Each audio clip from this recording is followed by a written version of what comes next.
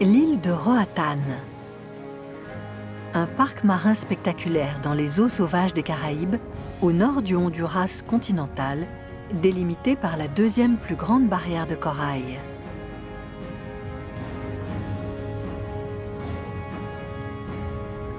Roatán est un must pour les plongeurs et les explorateurs de fonds sous-marins.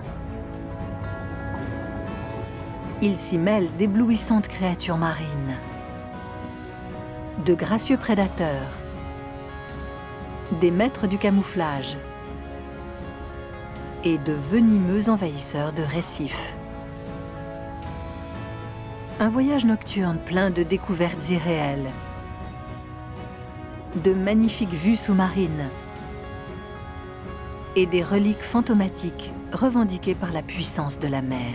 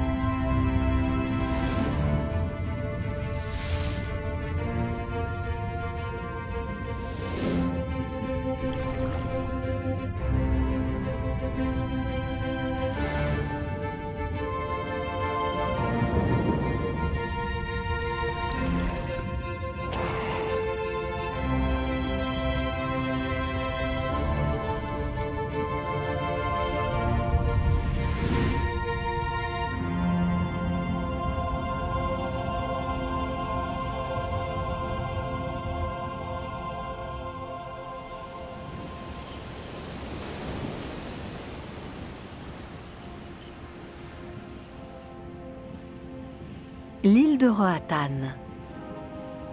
Un havre de beauté naturelle débridé, à une 60aine de kilomètres au large de la côte nord du Honduras, dans les eaux chaudes et bleutées des Caraïbes.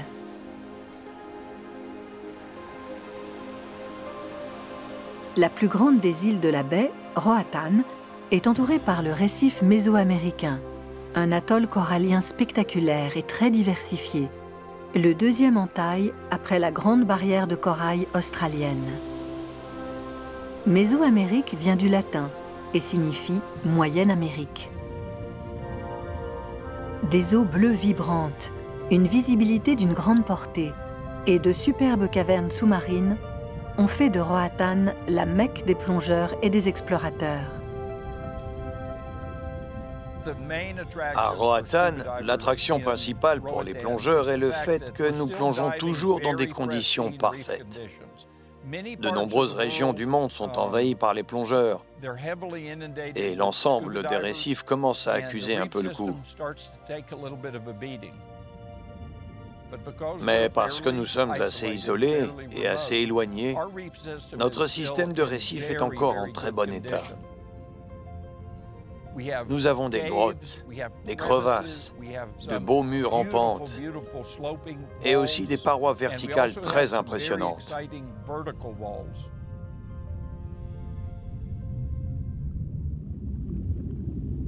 Les courants qui entrent en collision avec la barrière de corail déferlent vers le haut, repoussant l'eau froide, riche en éléments nutritifs, à la surface.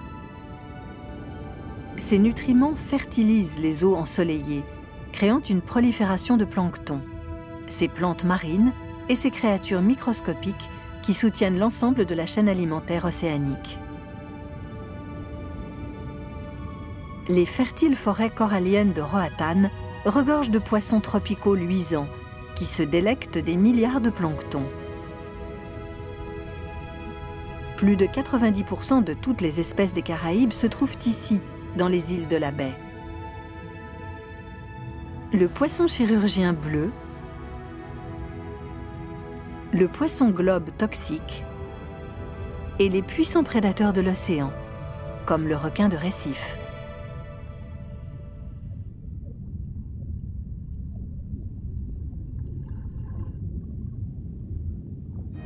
Mais au-delà de la vie marine florissante et des magnifiques falaises immergées, l'un des sites les plus mystérieux de Roatán réside sous ces eaux d'un bleu profond.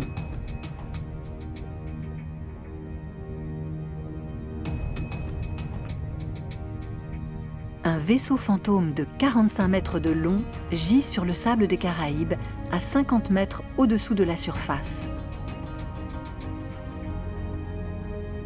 L'épave du Prince Albert. Plongez au large des côtes et en 10 minutes, vous serez à côté d'une énorme épave, à 20 mètres seulement de profondeur.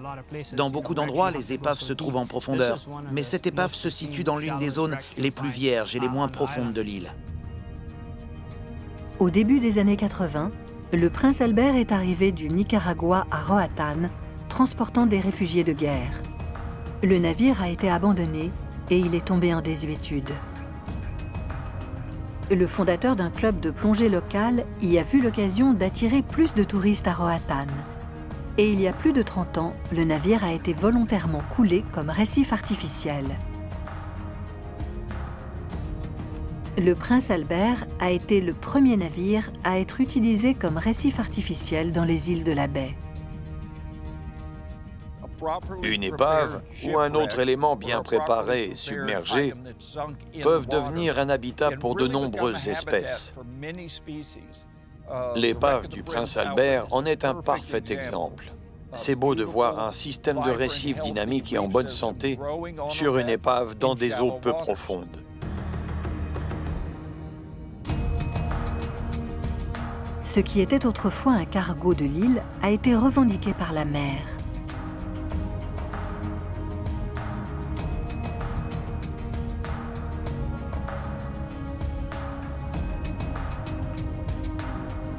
Recouvert de gorgones luxuriantes, le Prince Albert s'est transformé en son propre écosystème, un habitat dynamique pour une abondante vie marine.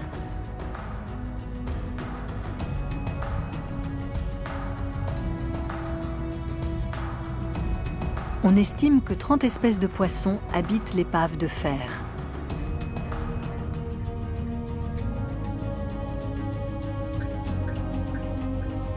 Un petit banc de poissons cardinaux traverse le cœur du navire.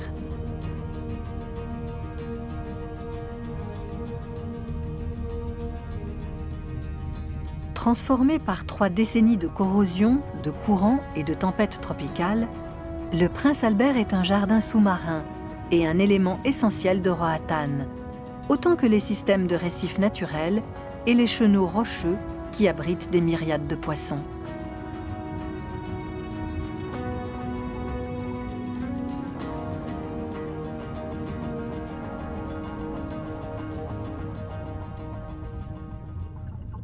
Près de l'étrave du Prince Albert se trouve une autre relique fantomatique, la carlingue vide d'un DC-3, englouti après la Seconde Guerre mondiale. En 1990, l'avion a été détruit après son dérapage à l'aéroport de Roatán. Comme le Prince Albert, il a été coulé volontairement en tant que récif artificiel. Ancrés à l'épave, de graciles gorgones étendent leurs tentacules pour piéger le plancton flottant dans le courant.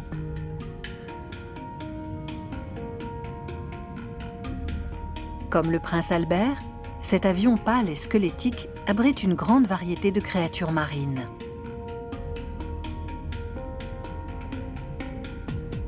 Les sergents-majors rayés pondent jusqu'à 200 000 œufs à l'intérieur de l'épave et les protègent énergiquement des potentiels prédateurs.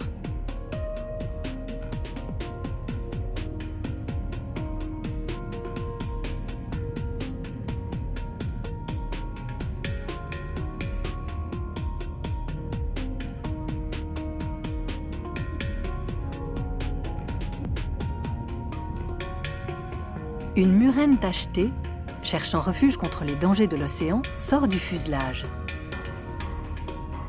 Le corps aplati de la murène est spécialement conçu pour se réfugier dans des espaces restreints.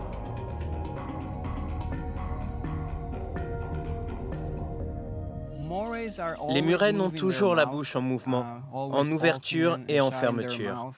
Elles le font sans cesse parce qu'elles ont besoin d'oxygéner leur corps. Et c'est comme ça qu'elles y parviennent. Si elles ne nagent pas librement, elles ont quand même besoin que l'eau salée circule dans leurs branchies afin d'oxygéner leur corps.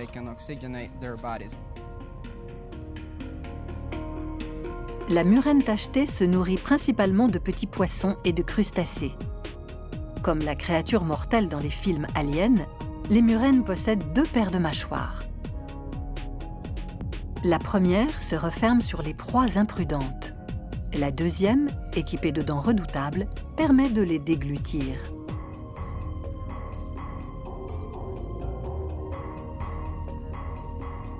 Sans nourriture en vue, la murène tachetée se retranche dans l'avion.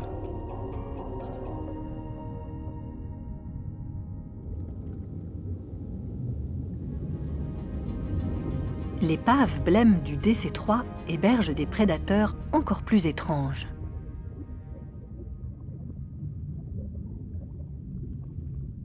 Une anémone géante, la bouche bordée de dizaines de tentacules, ondule au milieu des débris, attendant le passage des poissons. Dans les tentacules de l'anémone, la proie est paralysée par des toxines, puis elle est rapidement portée à la bouche et avalée tout entière.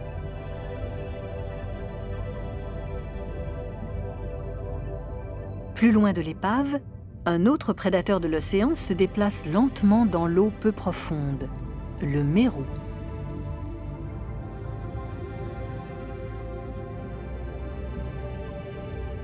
L'un des plus gros poissons de la mer, le mérou Goliath peut atteindre un poids de 360 kg, la même masse corporelle qu'un ours Kodiak.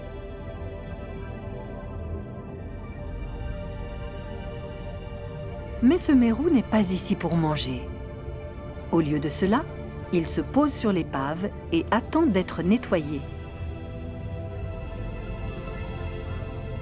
Un petit rémora, muni d'une ventouse, grignote les parasites gênants qui sont sur la peau du mérou. Les poissons nettoyeurs sont essentiels à la santé du mérou, retirant puis mangeant ces parasites, mais aussi les tissus morts qui se sont formés sur sa peau.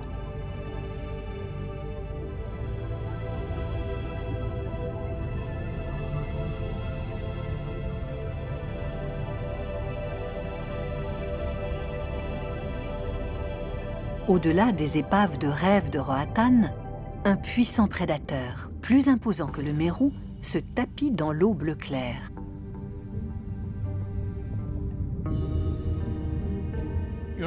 Beaucoup de gens pensent, à tort, qu'il n'existe pas de population active de requins dans les îles de la baie du Honduras. Il y a en fait un nombre important de requins autour de l'île. Les plongeurs poursuivent ici l'espoir d'observer l'un des prédateurs les plus intimidants de l'océan, le requin de récif.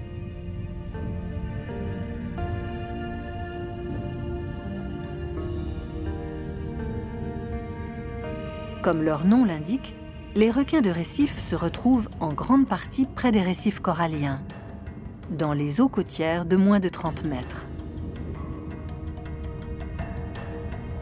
Élancés et gracieux, ils incarnent l'équivalent des hommes de main des récifs. Une vision aiguë, un sens développé de l'odorat et des organes spéciaux qui détectent les courants électriques de leur proie font du requin de récif l'un des prédateurs les plus puissants de l'océan. Ces requins se nourrissent principalement de poissons osseux vivant sur les récifs et de créatures plus grandes telles que la raie aigle. La proie est saisie par une rapide morsure de leur écrasante mâchoire, puis achevée par leurs dents acérées et dentelées. Les sons de basse fréquence qui signalent la présence d'un poisson en lutte attirent ces requins, tout comme les bateaux de pêche. Les pêcheurs locaux savent pertinemment que les requins sont là, parce que vous attraperez rarement un poisson dans le périmètre d'un requin, puisque c'est lui qui l'aura mangé.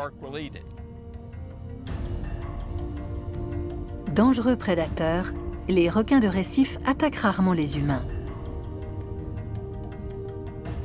Lorsqu'il se sent menacé ou coincé, le requin abaisse ses nageoires pectorales et esquisse de courts virages serrés dans l'eau, archétype d'une démonstration d'agressivité.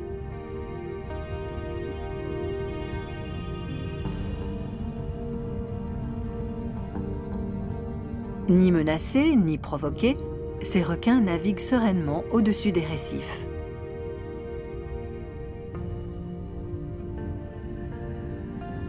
Une expérience exaltante, mais potentiellement éprouvante pour les plongeurs qui doivent rester vigilants lors d'une baignade avec un banc de requins affamés. Nous avons pénétré leur environnement. Les requins ont toujours été là. Pendant que nous observons 20 beaux et grands requins nager docilement autour de nous, nous devons aussi nous rappeler que ce sont les super prédateurs de ces eaux.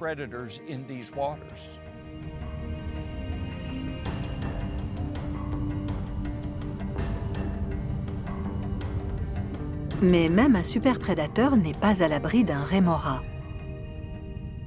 Attaché au requin par une ventouse au-dessus de sa tête, le rémora semble être un parasite. En fait, il consomme les parasites du requin et se nourrit des restes de nourriture laissés par son hôte.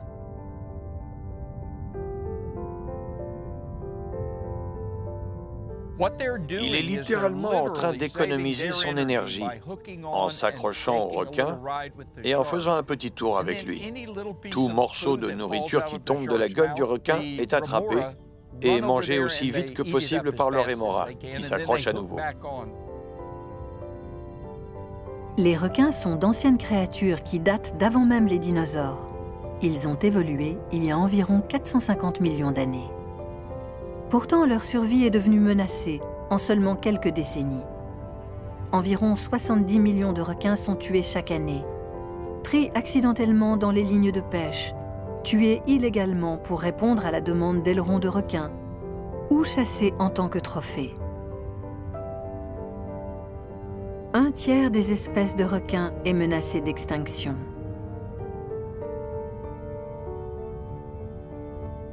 Culminant au sommet de la chaîne alimentaire océanique, les requins contribuent au contrôle des populations chez leurs proies. Sans requins, un trop grand nombre de proies survivraient. La concurrence pour la nourriture bouleverserait alors ce délicat écosystème.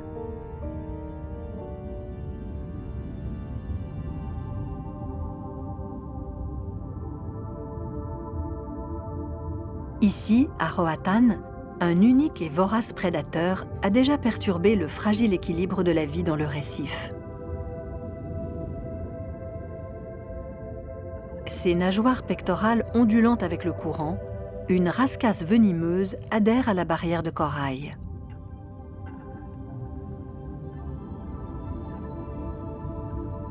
Les rascasses sont endémiques à l'océan Pacifique et Indien. Ici, dans l'Atlantique tropical, elles sont une espèce envahissante, introduite accidentellement dans ces eaux il y a plus de 20 ans.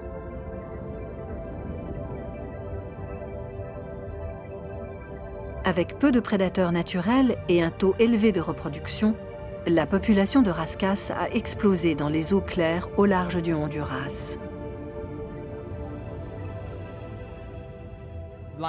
Les rascasses sont partout. Elles se trouvent dans des zones peu profondes comme dans des zones profondes de 30 à 60 mètres. Et je pense qu'elles vont rester. Elles sont réputées pour leur appétit vorace.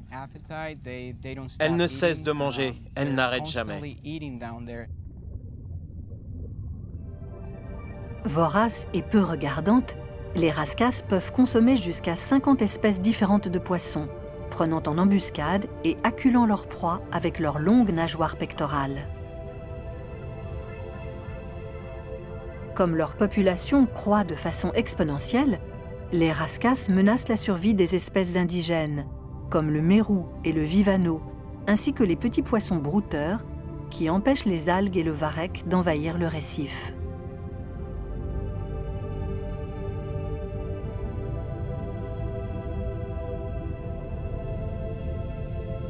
Lentes et faciles à repérer, les rascasses repoussent les prédateurs potentiels avec la piqûre venimeuse de leurs nageoires dorsales acérées.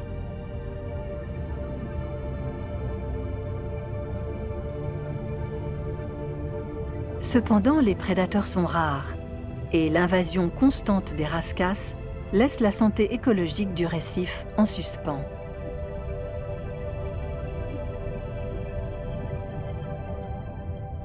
C'est la plus grande barrière de corail de l'hémisphère occidental. Le récif mésoaméricain s'étend sur près de 1100 km, de la pointe nord de la péninsule du Yucatan jusqu'aux îles de la baie hondurienne au sud.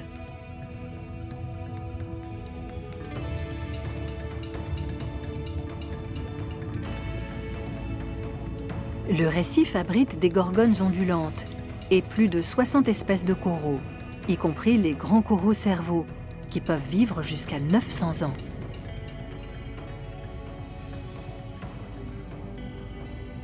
Le récif abrite plus de 500 espèces de poissons. Parmi elles, l'une des créatures les plus étranges et surprenantes de la mer des Caraïbes, le poisson-lime gribouillé.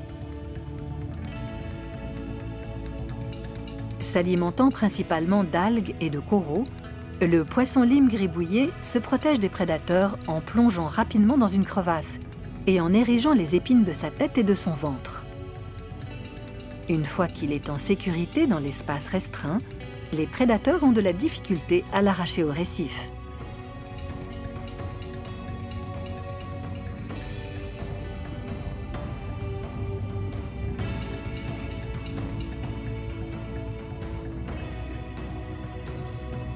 Avec un mouvement de fouet de la queue, le poisson-lime gribouillé est reparti.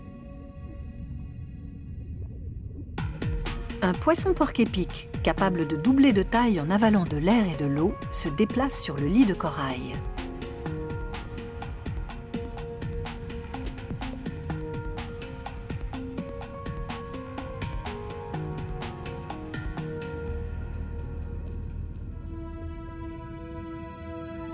Au loin, au-delà d'un champ de branches de corail, un nuage bleu outre-mer flotte sur le récif. Les poissons chirurgiens bleus. Ils sont à la recherche d'algues qu'ils arrachent au corail avec leurs dents acérées.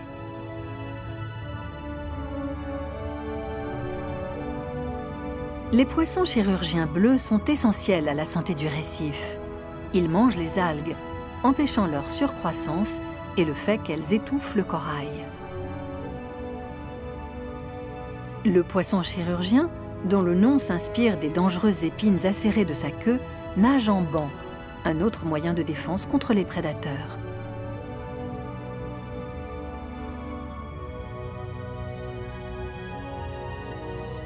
Pour un prédateur malvoyant, un banc épais et compact, nageant à l'unisson, ressemble à une unique et immense créature. Et plus il y a de poissons dans le banc, plus il y a de paires d'yeux pour repérer les algues du récif. Là où il y a des poissons chirurgiens bleus, il y a souvent des poissons trompettes. Chasseurs perspicaces, les poissons trompettes suivent les poissons chirurgiens, saisissant les petits poissons effrayés par leur banc et s'échappant du récif. Flottant entre les joncs de mer, le poisson trompette nage verticalement, la tête vers le bas, pour se fondre dans le corail du récif. Les poissons peu méfiants qui s'approcheraient trop seraient aspirés par sa bouche aux aguets. Lorsqu'elle est en pleine extension, sa bouche puissante ressemble au pavillon d'une trompette.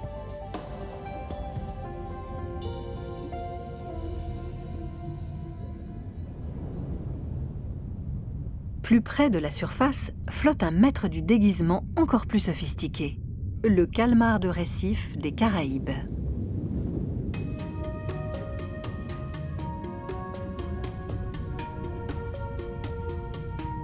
En un seul battement de cœur, les calmars de récif sont capables de changer de couleur et de motif pour traquer leur proie, éviter les prédateurs et avertir les concurrents.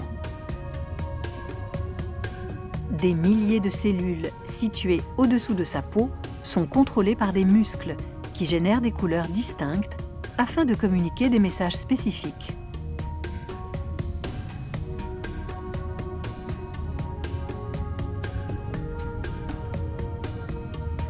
Un calmar de récif mâle est capable de devenir rouge d'un côté pour attirer les femelles et bleu de l'autre pour repousser un rival.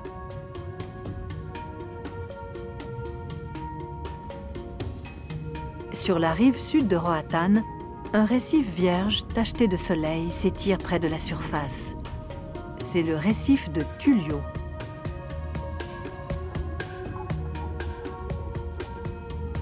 Ce récif, qui porte le nom d'un maître plongeur populaire, bien connu dans ces régions, abrite une abondance de créatures marines. Une minuscule caverne offre un refuge à une langouste blanche des Caraïbes, à la carapace bordée de dures épines protectrices. Bien qu'il lui manque les redoutables pinces de ses cousines griffues, elle agite ses menaçantes antennes barbelées, plus longues que son corps, pour repousser les prédateurs potentiels.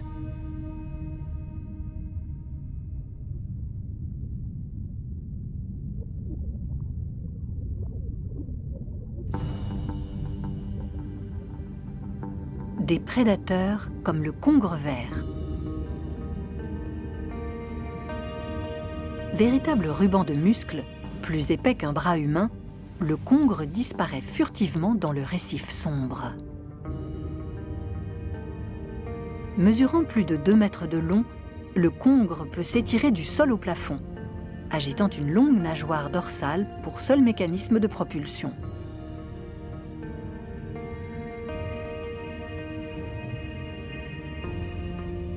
Le congre passe ses journées à se cacher entre les rochers, pour saisir entre ses dents diaboliques les crustacés et les poissons sans méfiance. Les congres verts ont beaucoup de dents et elles sont tournées vers l'intérieur.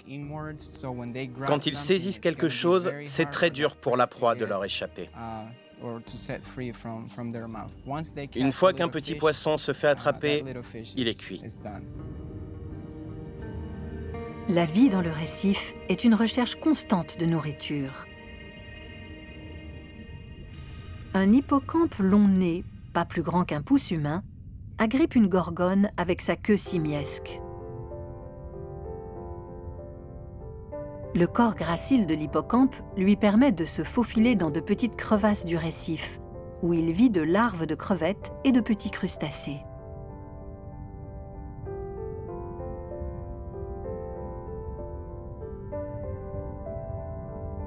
Mais la nourriture n'est pas la seule clé pour la survie. Afin qu'une espèce prospère, ses gènes doivent être transmis à la génération suivante. Une donzelle arc-en-ciel libère ses œufs dans le courant et une course effrénée s'ensuit. Les mâles libèrent un nuage de sperme pour tenter de féconder les œufs. C'est une frénésie de reproduction qui ne dure que quelques secondes. Seuls les poissons les plus rapides et les plus forts l'emportent.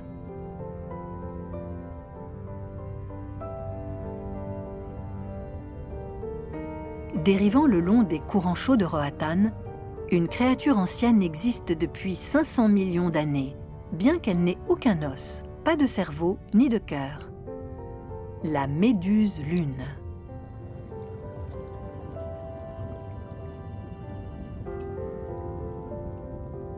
Contractant son corps en forme de parapluie pour évoluer dans l'eau, la méduse lune, comme toutes les méduses, possède de longues et minces tentacules, capables d'expulser des milliers de cellules urticantes pour paralyser ses proies. Ces tentacules portent les proies étourdies, principalement de petits poissons et des crevettes, à la bouche de la méduse lune, située à l'intérieur de son corps lisse et en forme de sac.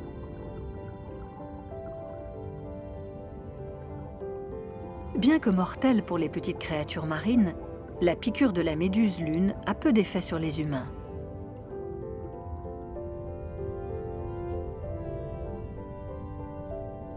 Pulsant doucement en émettant un faible halo luminescent, la méduse lune flotte sereinement au gré des courants, comme ses ancêtres avant les dinosaures.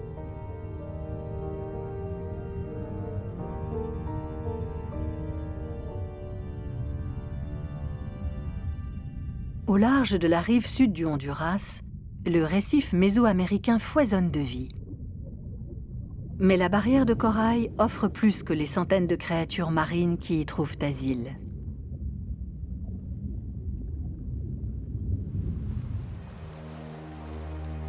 Pendant des milliers d'années, les cycles de glaciation et les fluctuations du niveau de la mer ont forgé un monde sous-marin magnifique, composé de grottes, de tunnels et de crevasses.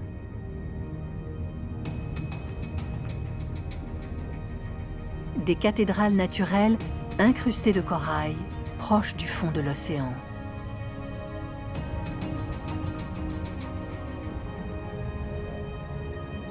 À Roatan, une formation géologique spectaculaire est devenue un must pour les plongeurs expérimentés cherchant à explorer les vestiges d'un ancien monde, Calvin's Crack.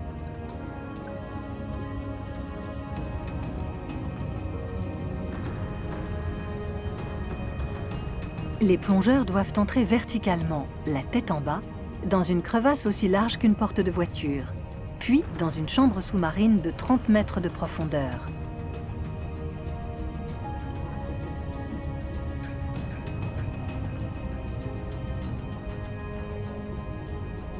La fissure n'est large que de 3 mètres, et ceux qui plongent ici doivent avoir une bonne maîtrise de la flottabilité pour éviter de cogner et d'endommager le fragile récif.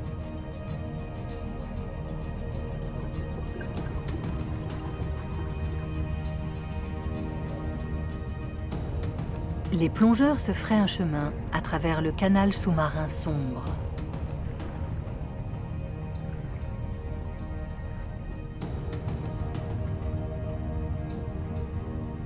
Au cours de milliers d'années, la structure du corail a continué de grandir autour de l'ouverture, créant un surplomb de coraux mous.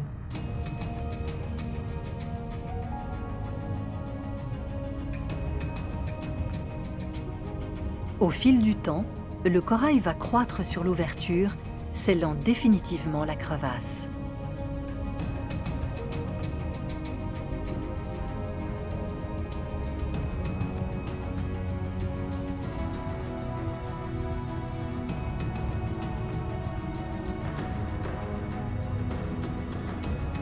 Pour l'instant, la lumière provenant de la surface pénètre dans le gouffre, reflétant l'harmonie parfaite du ciel et de la mer.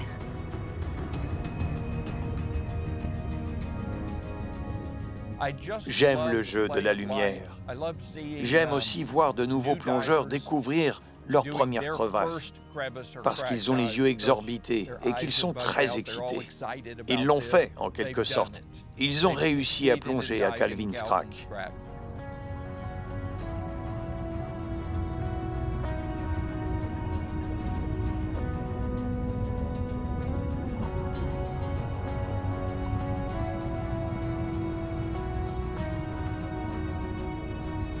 Des fissures dans le récif, érodées par des milliers d'années d'eau de pluie, lorsque ces falaises de calcaire étaient encore au-dessus du niveau de la mer, abritent bon nombre de créatures sous-marines, dans les chambres labyrinthiques de Mary's Spot.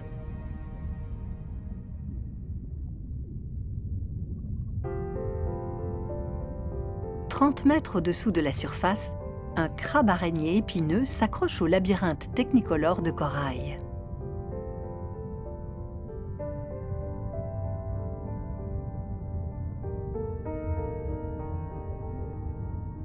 Sur sa carapace, des poils soyeux accrochent des morceaux d'algues, d'éponges et de corail, permettant au crabe de se fondre presque parfaitement dans le récif.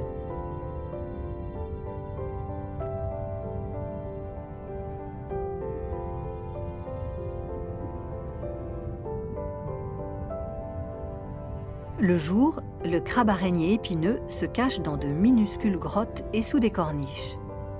Mais bientôt ce sera la nuit, et le crabe va émerger pour chercher de la nourriture.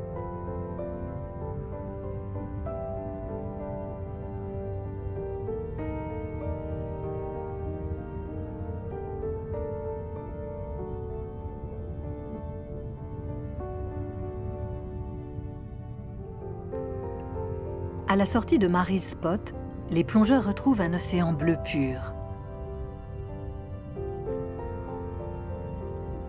Mais alors que le soleil descend sur Roatan, une profonde transformation se déroule dans ces eaux cristallines.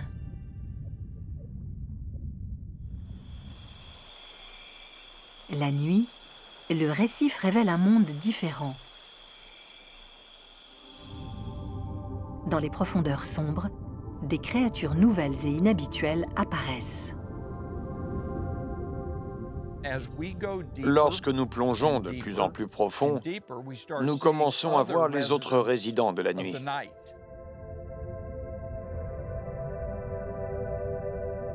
Le porc-épic rayé, son corps arrondi et couvert de courtes épines pointues, utilise ses grands yeux globuleux pour surveiller les fonds marins herbeux. Ses dents, dures comme du papier de verre, lui permettent de broyer la carapace de l'un de ses aliments préférés, le bernard l'ermite.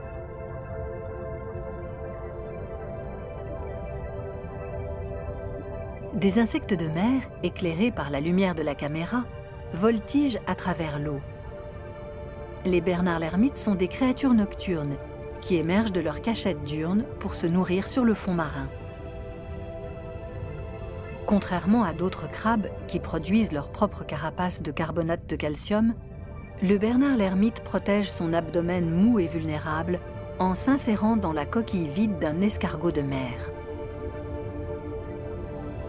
Au fur et à mesure de sa croissance, le bernard l'ermite abandonne sa maison pour une autre plus adaptée, léguant sa coquille vide à de plus petits crabes.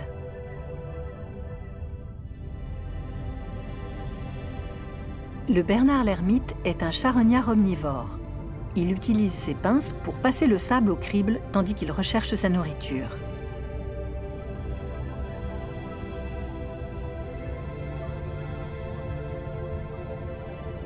Ses plus longues antennes sont utilisées pour ressentir, les plus courtes pour sentir et goûter.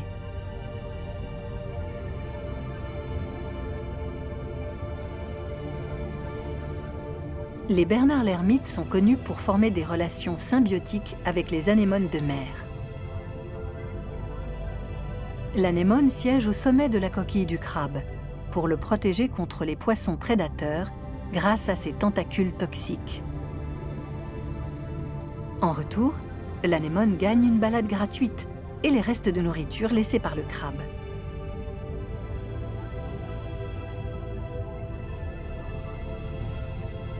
Une grande crevette nettoyeuse agite sa longue antenne blanche. Elle invite les poissons qui passent à se débarrasser de leurs parasites grâce à ses 3 paires de griffes.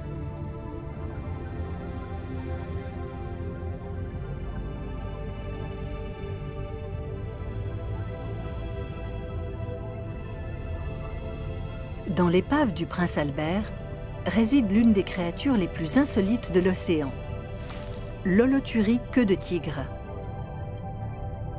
Longue de presque 2 mètres, l'holothurie queue de tigre est le plus grand concombre de mer de l'Atlantique Ouest. Tous les concombres de mer vivent dans l'océan et sont apparentés aux étoiles de mer et aux oursins.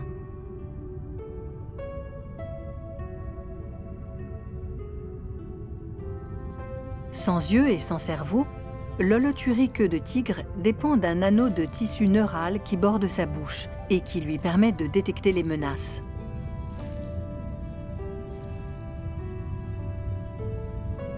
Comme tous les membres de son espèce, cette holothurie à fourrure respire en aspirant de l'eau oxygénée par l'anus, puis en l'expulsant.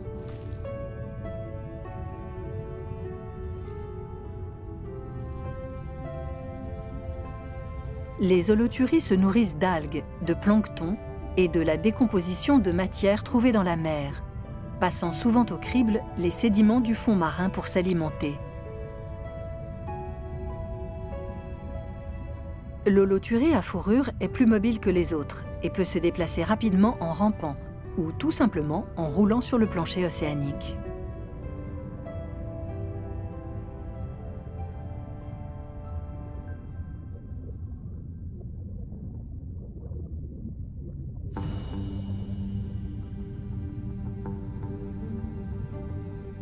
À peine visible dans le fond de l'océan, un chasseur camouflé fait le guet. La pieuvre commune, l'une des rares créatures capables de modifier son apparence en un éclair.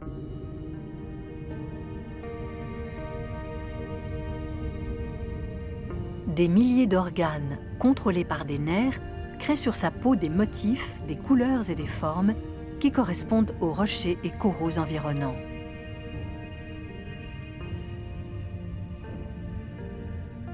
Elles peuvent changer de couleur et de motif avec la vitesse de l'éclair. si vite que parfois vous ne pourrez pas le croire.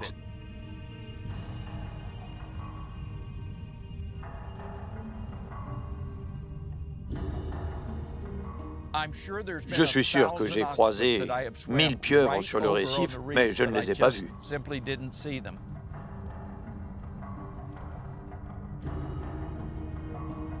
Le jour, la pieuvre se cache dans les surplombs de corail du récif.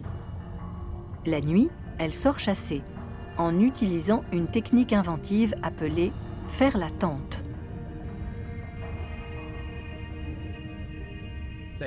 Elles forment une tente avec leurs 8 tentacules et la peau qui se trouve entre leurs bras. Elles tendent une grande bâche sur une crête de corail et les poissons effrayés remontent dans ce filet créé par la pieuvre. De cette manière, elles peuvent attraper leur proie et la manger. En général, elles mangent en se déplaçant. Elles sont voraces, et pendant qu'elles mangent avec un tentacule, les 7 autres tentacules sont utilisés pour la chasse.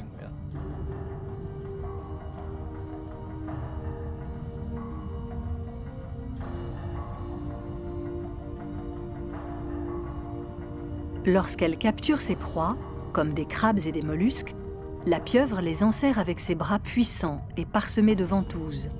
Puis elle les paralyse avec un poison neurotoxique sécrété par sa salive.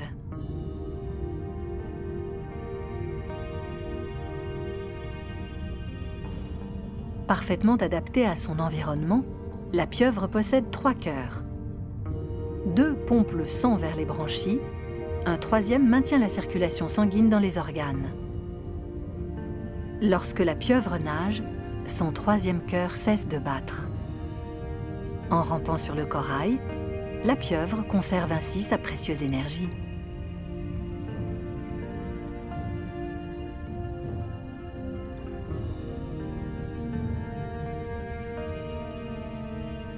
Dans l'obscurité de la nuit, la pieuvre se loge miraculeusement dans une étroite crevasse du récif, trouvant refuge dans les profondeurs de la magnifique barrière de corail de Roatan, comme ses ancêtres depuis des millions d'années.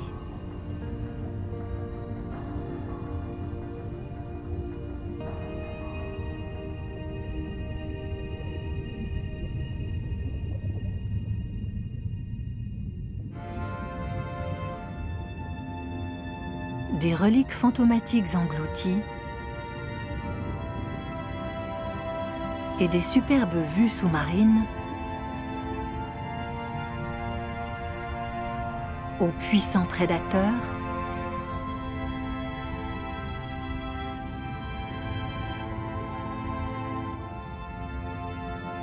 et aux kaléidoscopes de poissons tropicaux, Roatan incarne un portail vers un autre monde au cœur des récifs et l'une des nombreuses merveilles de cette plongée dans le grand bleu.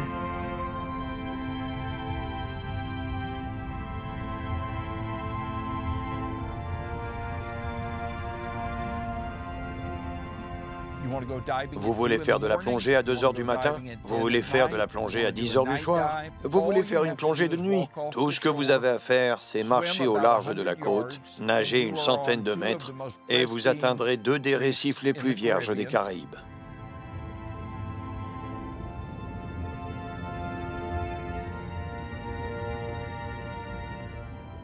Si vous parlez de plongée dans les îles de la baie du Honduras, vous parlez d'une variété que vous ne pourrez trouver nulle part ailleurs dans les Caraïbes.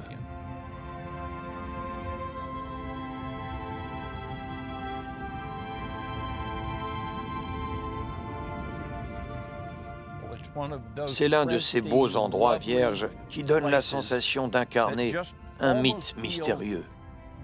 Je veux dire que vous êtes dans un petit coin de paradis.